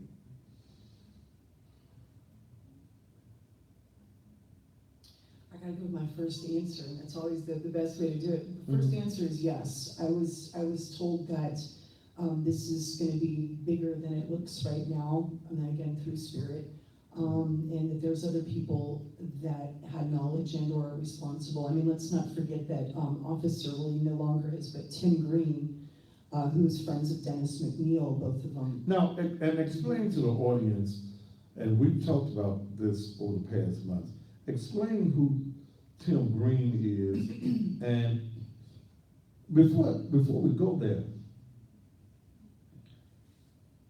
do you think that this case could have been solved sooner had the City of Memphis Police Department, under then Police Director Larry Godwin, had did his due diligence? 100%, this could have been solved much earlier and saved the family years of pain in anguish. I mean, you know, at least justice brings a little bit of peace, and it was really hard. I mean, it was hard for me, so I can't imagine how hard it was for the family to go year after year after year, and to know, you know, I know, I'm standing on my rock, I know, you know, for the most part, the main players that are responsible for his death, and it's hard, you know, it's hard to sit there and watch law enforcement not doing their job, not following up on leads, and this is tough because anytime your ego gets in the way, it's going to cloud your message from God. And that's why it's so important, is because I've got to be very objective and try and keep judgment out of it. But with that said, not sure, I kind of jumped track in it, but I guess what I would go here is it, you know, it's just frustrating. This isn't the only case I work, and a lot of people, I've been doing this since Lorenzen's case, so for 8 years now. I truly work tirelessly as a ministry. I do not charge ever when I'm working on a murder case or even something traumatic with a parent. I also don't charge anything to single moms. So if you're a single mom trying to take care of your kids, you can have a free session with me. Also, I work 100% as a ministry. If you book a session with me and you can't afford my rates, which are already minimal, then you can donate whatever you can afford at the time. I don't care what that amount is, because I don't believe in money. It's an illusion. God's got me. But with that said, time and time again, I'm working these cases, and they're not all high profile. Most of the cases I'm working, you wouldn't even know. Desmond Moore. We got Jordan right here. I can't get law enforcement to listen to me. And time and time again in these cases, it's my opinion that law enforcement, and it's not really my opinion, it's through experience, law enforcement rarely ever really works a case. Law enforcement has become a business. They're too busy pulling people over and trying to make revenue for cities and counties. But I've worked like 100 cases in law enforcement. I can't think of a single one that's been solved. The only one that's been solved lately was that beautiful girl, Jolie, little girl who went missing in Washington, D.C. And the only reason that law enforcement got on that case, and it's still not solved, is because the family pushed so hard that they got the story national. If you can get your story national, then the law enforcement has to do their job. But I met with Mr. Larry Godwin, and at first they thought, wow, I finally found a hero, you know. And as I said, as time went on, I started to realize that he wasn't following up that, and what I can't understand. And so I would ask Mr. Godwin, please give me a call and explain this to me, you know. But you were police chief. You were the police chief at the time, and we have Tim Green, who had already been incarcerated. You guys know that he was working both sides. He is best friends. In fact, he went into the academy with Dennis McNeil. Both of these men worked for, and Lorenzen had paid at different times. Lorenzen got Dennis McNeil his job with the, yes, they were police officers, right. Who, Dennis McNeil was already married to Bobby Cole's sister. Okay, Bobby Cole is the biggest drug runner here in Memphis. He's connected with Greg Pettis out of Atlanta. And, you know, that's insane to me. I mean, who's vetting these guys? How did he become an officer when he's married to Bobby Cole's sister? Number two, they went into the academy together at the same time. I know this. I know this for a fact. And with that said, they were both, and this is from Spirit, they were both dirty when they went in. They became police officers to be dirty cops. Now, I would ask everyone, Tim Green and Dennis McNeil were the first people on the scene when Lorenzen's body was found, and Tim Green had already been indicted go back to for giving information go back to that point. to Bobby Cole. Who was the first person on Tim Green and Dennis McNeil. And this is huge, because when the news, this is the first person I saw, again, I was in a friend's house, they had the news on, and they had found Lorenzen's body that day. And it is Dennis McNeil that was holding Deborah back, telling her, no, you can't go down there, you don't want to see this, hang on, it's gonna make me, I get a little emotional. When you work with somebody on the other side, you can get to know somebody who's crossed even better than someone who's alive, because they don't have the ego there, they're just raw and they're real. And it upsets me a little bit, because one thing I want to say, Lorenzen is one of the nicest, funniest people that you will ever meet, and so it just it gets a little bit upsetting when I think about what they did to him. So with that said, when I saw Dennis McNeil on the TV, Spirit immediately said to me that that's a bad guy, I was told immediately that he already knew what happened to Lorenzen, where Lorenzen was, and it's my understanding the reason he's covered it up all this time is because Shara Wright has dirt on him. So I wanted to go back to that, and it's come back around. Shara Wright, that's another way she gets people to work for her and she manipulates them, is because she uses what she knows about their activity. And Shara Wright is the one who got Lorenzen involved with this stuff in the first place. So, again, I was clearly, and I know that for a fact, that Dennis McNeil knew what happened to Lorenzen. He sits on the Memphis City Police Force and did nothing about it. So could this case have been solved a lot sooner? You bet. And please, Mr. Godwin, tell me how you could be chief of police and not follow up on any of that, not be checking your officers. And you know what? Fuck your thin blue line. I wanted to say that. That felt good. Fuck your thin blue line. All of you in law enforcement need to start telling the truth, and I mean like yesterday. Say that word one more time. All of you in law enforcement need to I know start what the word speaking I of wanted. fucking truth. Oh, what's that? That one? Fuck your thin Yeah, blue that's the line. one I Fuck wanted. your thin blue line. I'm so sick of it. And so we've got cops that are dirtier and they have jobs getting paid than the people they're trying to bust on the streets. This is bullshit, is what it is. And Larry Godwin, again, I know I'm going to tell you what Spirit told me. You didn't want that kind of mark on the Memphis City Police Department during your reign, because you were up for a new promotion as head of Homeland Security, sir, and that's where you sit today. And as far as I'm concerned, you don't deserve either job. So people, I've had a lot of backfire. People, oh, he's a nice man. Larry Godwin's a nice man. Well, guess what? A lot of nice people don't do their job for a lot of reasons. So the fact that he's a nice man doesn't matter. He did not do his job, and this case could have been solved years ago. So what led these two police officers? And why is Dennis McNeil still on the force? That's what I'd like to know. And someone needs to go back to 2011 and check his bank records. That's what God told me. You'll see that he was getting paid on the outside some way. Now, I forget because I don't have my notes here. Which one of the officers, which was found at the scene, was it Tim Green. That was security? Indicted. Was also his bodyguard? He was also his bodyguard, and he also worked a security job at the Martini Lounge. Okay. And then that owner now went to jail, and that's closed down. And what happened was he was giving inside information. He was literally telling Bobby Cole when the Drug Enforcement Agency with the Memphis City Police Department was going to do a rush on them. So how did He was working inside.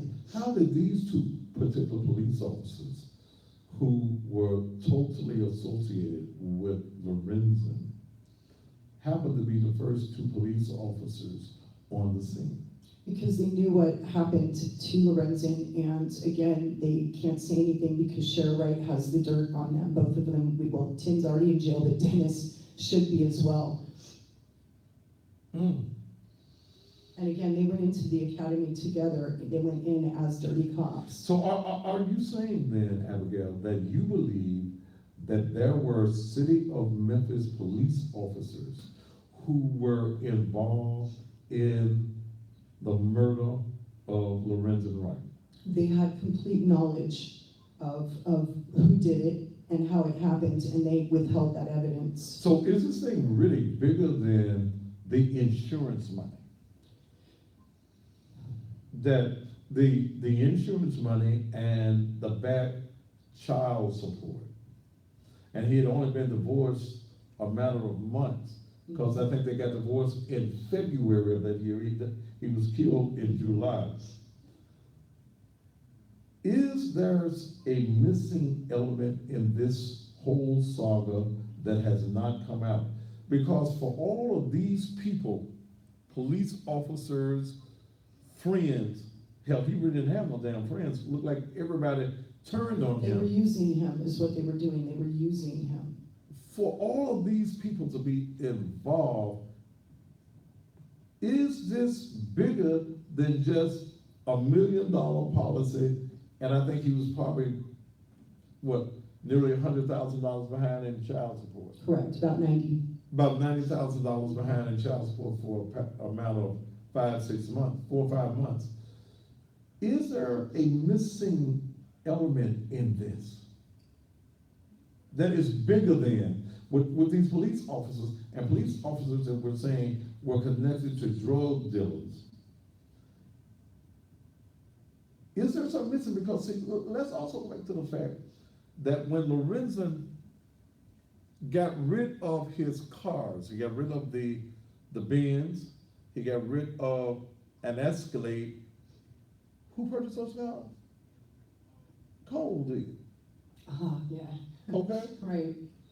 So he sells his cars to drug dealers, okay?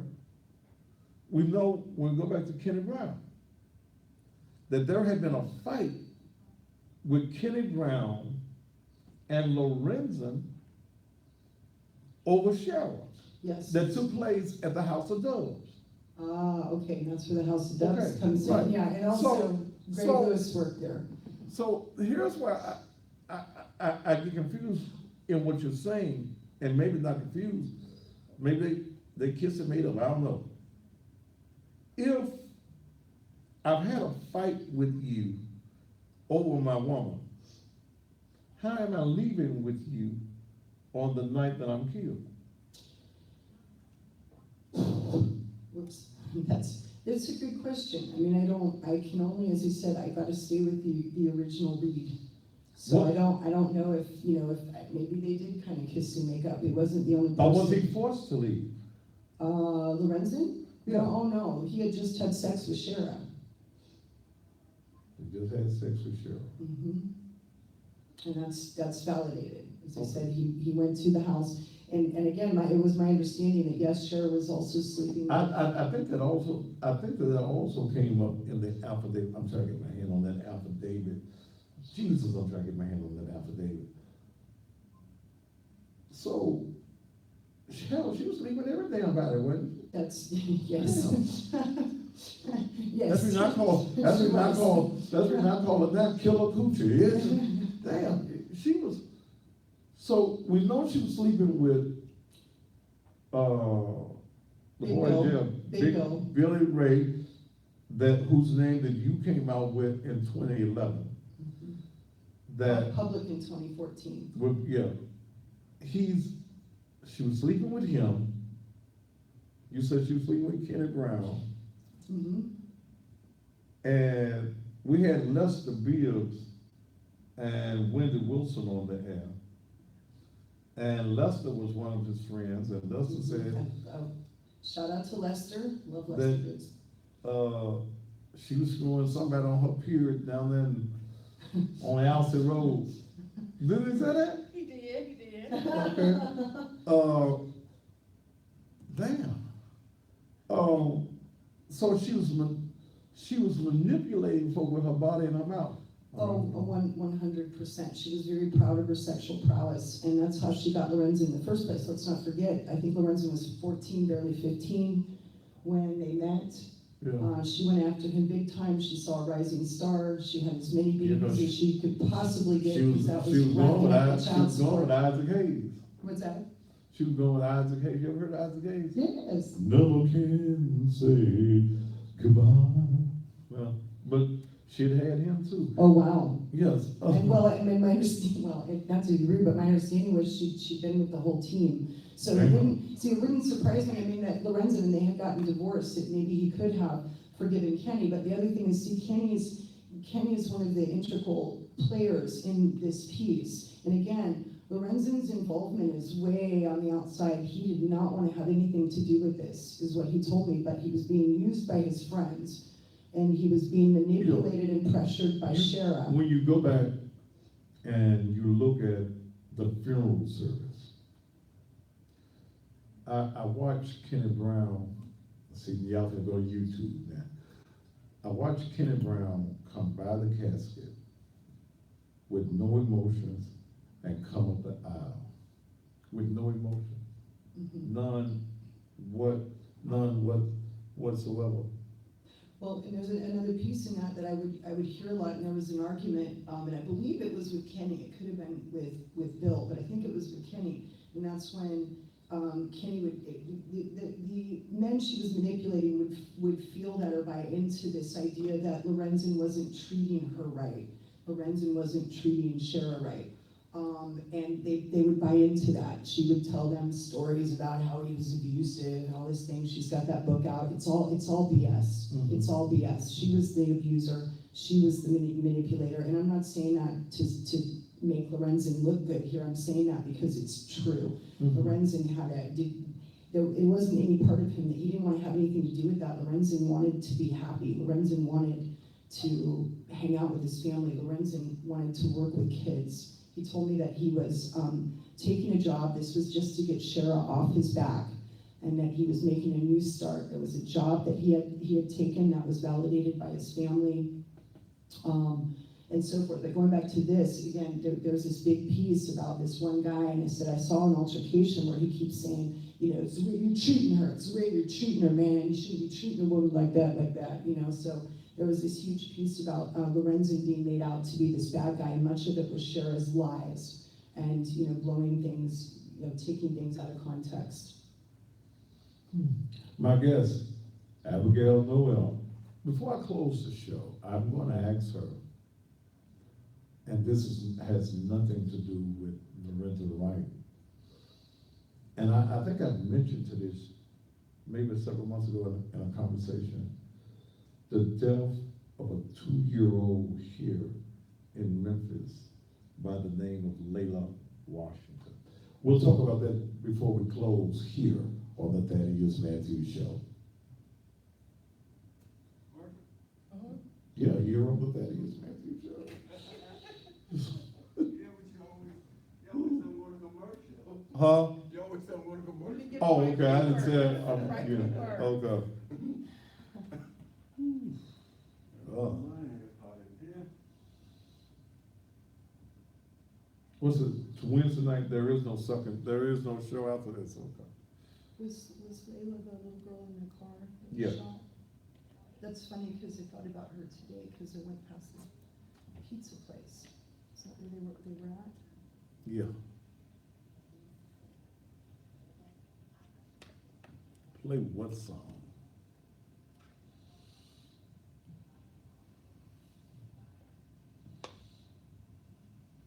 No, we ain't riding with Jesus. We ain't playing that one.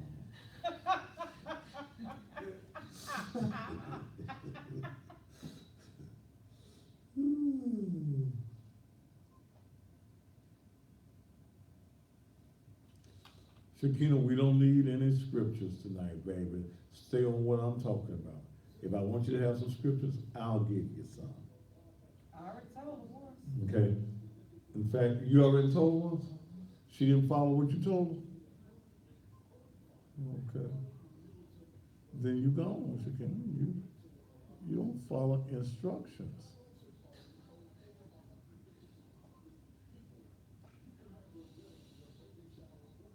Put you on my show.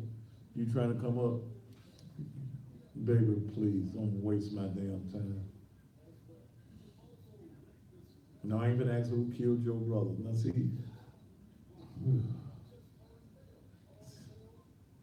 He wants to know who killed his brother? somebody wants to know who killed his brother. Guys, you can, How you do it? I'll go ahead and help you on that, that's fine. Please go to my website, go to www.abigail, A-B-I-G-A-I-L, Noel, N-O-E-L.com. Abigail, everybody be calling you about their mama and their sister. It happened last time too, just you guys bear with me if I get back to you, but if you have a relative that's murdered, I will help you with any kind of closure or details that I can. Of course, it's up to spirit, I can just go in and ask. So, but I'm. But you didn't get paid. That's Cause see, all right. these folks, they be asking about their mama and they so, will you say hello to my mama over No, there it has in to a be a better murder. place? That has to be a murder. It has to be a murder. It has to be a murder. Thanks. A missing person, something like that, or a single mama with babies to raise. It's Mother's Day. Will you tell my mama I said, hey?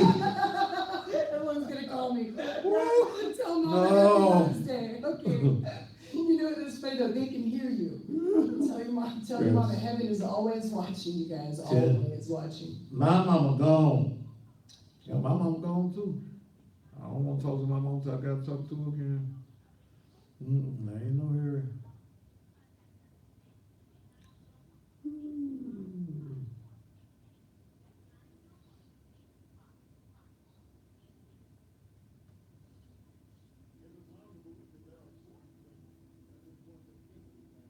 Look, you motherfuckers that ain't never been in TV radio, quit giving me damn instructions on what I need to do.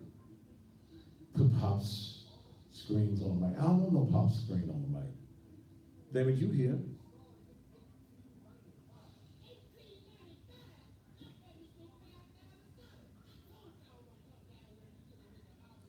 Noel, Noel. Someone asked my last name. All I think about is money. Yes, Oh, that's business. thank you, Juicy. London. Thank you. Yeah, if you want, you pay for what you want. Well, if they want to connect with a loved one, I'm doing a special Thaddeus special. So you guys go on my website and you'll see it there. It's an hour session for 44, and then you guys, again, if you How much you charging? 44 for an hour session. $44. Now, see, some folk ain't gonna want 44. And then London, bitch, do you have $44? If you got $44, you can go on her site. Man, If it's really, if someone really, and I work as a ministry though, if someone's really has a hardship, and I trust them. they ain't got no They can hardship. make a Folks, donation. they go to the club. All right. But look, let me tell you. Thaddeus in there. All right, When I 45. was doing stuff for free, my phone would ring all day. Yes, oh yeah. Okay, I know. now you tell folks, give a little something, and they get mad because you won't do stuff for them for free. Oh, I just tell, you just tell people nobody else works for free, Bitch, you ain't got enough money for me? London, Edmondson? Shit, bitch, your job won't buy my shoes. Damn, y'all always want something for free.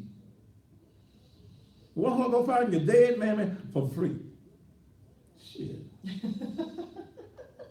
Go out to the damn cemetery and dig that bitch up. She's still there. Well, Pookie them and Nook Nook at. Who killed Nook Nook? He killed himself, living the life he lived. Yeah, I'm the cussing pastor, bitch. That's who I be. You use the broke bitch. You don't want to get away. You want her to find your mama and don't want her to say nothing. You ain't got $44 an hour. You need to quit fucking, because whoever you fucking ain't giving you nothing. Yeah. You can buy and sell me, bitch. You can't buy shit.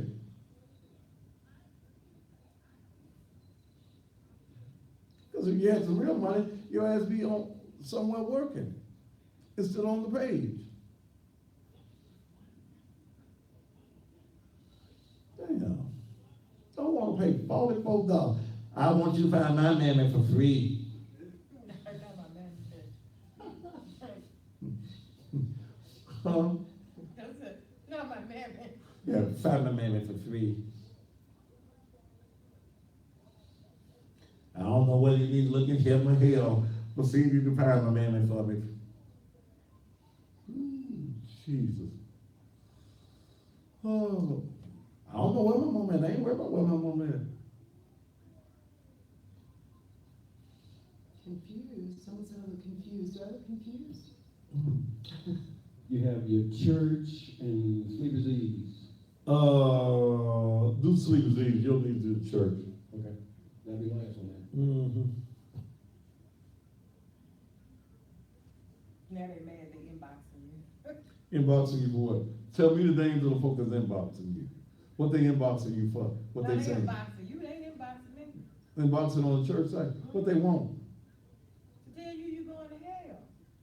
They tell me I'm going, oh, hell. Okay. Why they worry about if I'm going to hell for? That shit got shit else to do. And where is hell? Where is heaven? That's a whole show. Mm-hmm. You swear you're a preacher doing all that?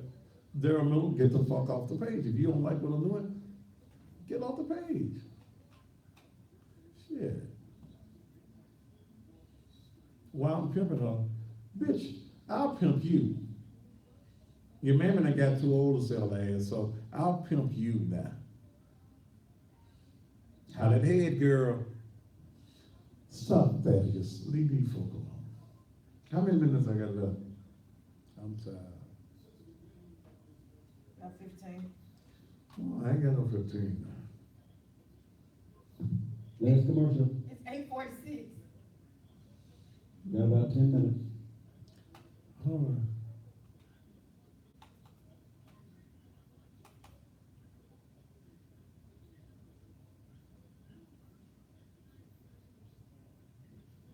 Why have a pastor if no heaven or hell?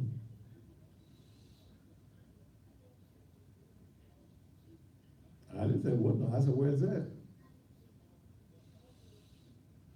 Y'all said your mama over there in a better place. I ain't been there. I don't know how great it is. I ain't trying to find out no time soon. I wanna, it's 40 like, seconds. I've been in the funeral business, I've been at the graveyard on funeral. I wanna go with my mama.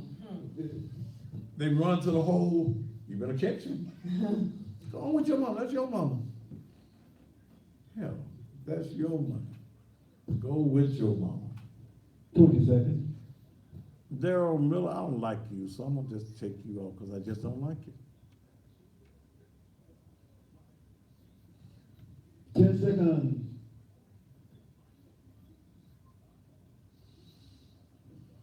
You got 5, 4, 3, 2.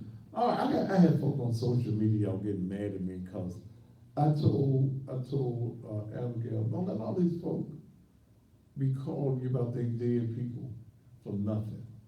Okay, it's Mother's Day and we can tell my mama hello, land you the land. No, yeah, she walking the streets of gold. She gonna be the one with the big wings. She ain't the one with the little wings. She flying She around. got her big wings on today. She got her, yeah. You want some service?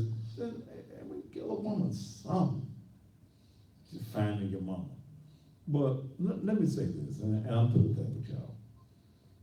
As we're winding down, 2-year-old Layla Washington was shot and killed nearly a year ago. Police have not been able to arrest anyone. And do you have any bias, any feelings or anything on this?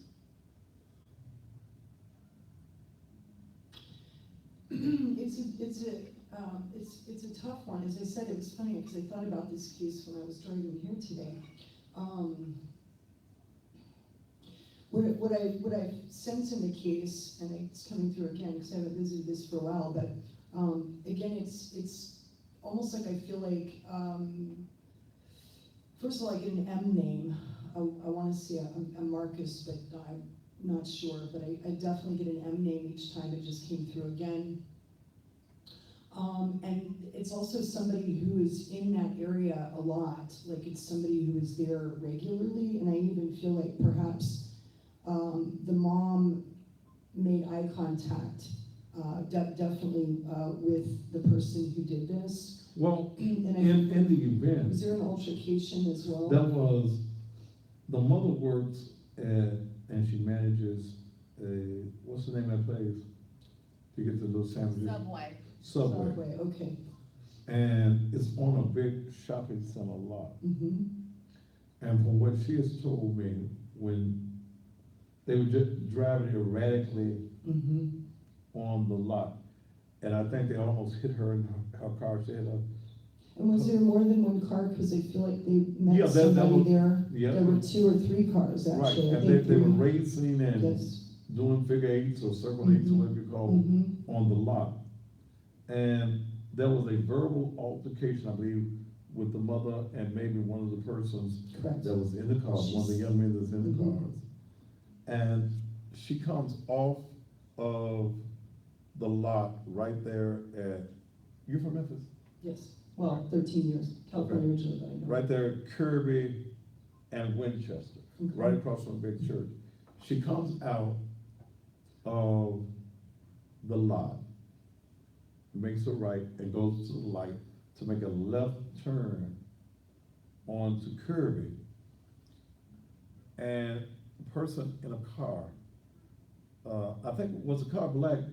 Yeah. Black car, starts a shooting. And several shots are fired, and the baby, the 2-year-old life was lost. Police have not arrested anyone in the last year. And This is someone who's in that area a lot. Would you know if there was an SUV also, or some kind of, let's say, SUV I that don't- was with them? I don't know. Okay. I know that they were all out here on this lot, racing around and, clowning and, just speeding on this big lot. And I think they almost ran into her car, and she had a verbal, altercation Do with you know, them. was she pulling out at the time? Was she? She was going to get it, she was getting off of work, Mhm. and she has a son, I know, and maybe 2 sons that work in the subway as well. And, no, she had come to pick them up from work. She's the manager there. She had come to pick them up. That's the reason that the 2-year-old was in the car with her. And she had the verbal altercation with them, and the next thing we know that this baby is dead. Mm. And the police have not arrested anyone, in a year. So, I was just trying to see, was there any type of vibes that you're getting on this at all? Again, I real strong, and I got chills down my right, that it's an M name that's involved, that's the shooter. But again, these are local guys. It wasn't the first time that they had met at this location. And so again, it kind of baffles me that with all of the resources the police have, and they've got a make on the car, you know what I mean, that they can't find, as I said, I just wish they'd do their job. Well, I would think that they've been here before, because this is a spot, it's a gathering spot. Mhm. They're regular there. Right, Mhm. right. So this is probably a regular, spot. But, I'm just hoping that this mother can find closure to this particular case. We've talked tonight about Lorenzen Wright in the spirit world. Where you say you had now in the fifth what now? Fifth dimension. What's the 5th dimension? Fifth dimension is what we call, what most people know as heaven. Is what most people call heaven. Then there's the fourth dimension, What's, which Spirit calls to me the in-between. It's a very nice place to go, but it's when you Is it? have to continue doing, you still have some work to do. You Yeah, gotta go finish your. I ain't trying to get to the, so, And then we're in the third dimension. This is 3D. We're in the third dimension. Then there's. so we live in the 3rd dimension. Mhm. What first and the second? Below. That's hell? In a way, but I love it. Someone, Eric, watching. Eric, you're right. Hell is here on earth. This is about as bad as it gets, because hell is literally, our thoughts are creating our reality. Our thoughts are incredibly powerful. That's why it's important to get in alignment with God, and that's what your psychic nature was truly for. Hearing God, not running around a dead, room talking to dead people.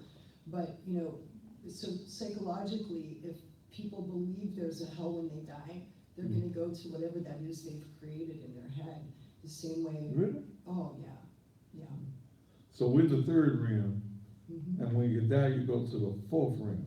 Well, some people go directly to the fifth. It depends how much at peace you are when you die. If you have made reparation in your life, if you have made peace with the past, you found purpose with the past, you have a close relationship with God. That's what the Bible means about never dying. You take your last out breath, and you'll be grabbing Jesus' hand the next. Makes sense? And you don't die. You just go from this reality to the next beautiful reality. And if you've got that much trust and faith, and you are standing on your rock, then that's what will happen. You will take your last out breath. You will literally see Jesus come for you before you ever leave. I've read it many times. It's beautiful. People will see him and know that they're going, and so in essence, you really don't die. So is that when you're going into the light? Yes, yes. Yes, and again, going back to Lorenzen, just to use that as an example, he worked with me on his emotions for 3 years, Earth years, before I witnessed him go to the light. You saw him go in the light. I watched him walk right into it. Did he say anything as he walked into the light? Oh yeah, he and I, oh, it's gonna make me cry, hold on. He came to me and he said, he would call me, I got your back, baby girl, because when he first came, he used to call me white girl, and one day I said, do you hear me calling you black man? I said, what's this white girl? I said, do it one more time, I'm done talking to you. And he said, I'm sorry. Baby girl, how's that? And he said, I'm a proud black man, sorry. That's what he said. It was so funny.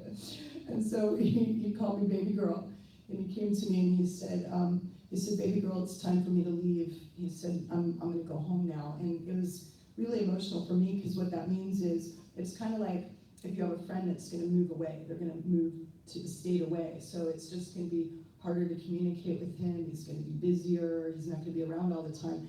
And I had grown to know him so well, because he and I worked together on this case and also on his emotions every But day for 3 years. and I gotta wrap up, Mhm. but you know that the people who have no understanding other than the understanding that they've read, that this sounds weird to them. I do, oh, I do. I realize that, as I said, I've been this way all my life. My father was an atheist, so imagine how weird he thought I was. Because I was, born talking to Jesus. My first memory was 2.5.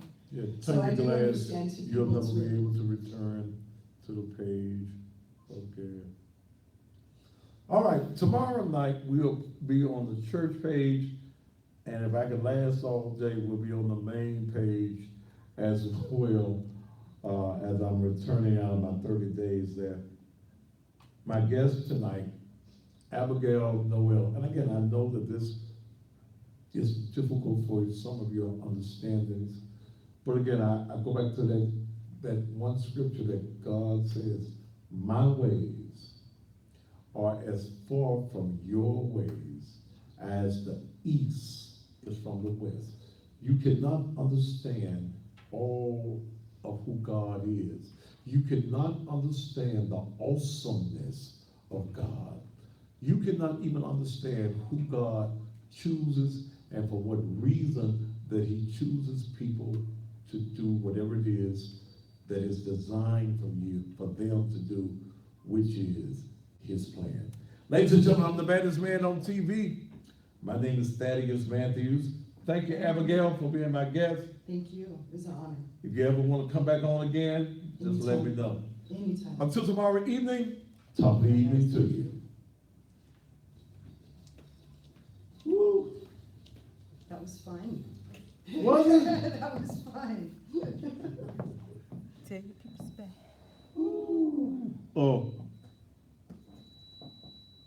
Linda Edmondson, now Poe broke bitch, now that I'm off of the TV. Ho, please, with your dick sucking ass, bitch, fuck you. Okay? And you probably don't suck dick as good as your mama. I knew your mama. Your mama was a great dick sucker. She was one of the best. She got the dick sucking award for all of North Memphis. She was a North Memphis dick sucker. So grow up, my last message to you tonight, grow up and learn to suck dick as good as your mama. You will make that hoe proud. Until tomorrow night, and I think I'll just go on and block her off the page. Wow.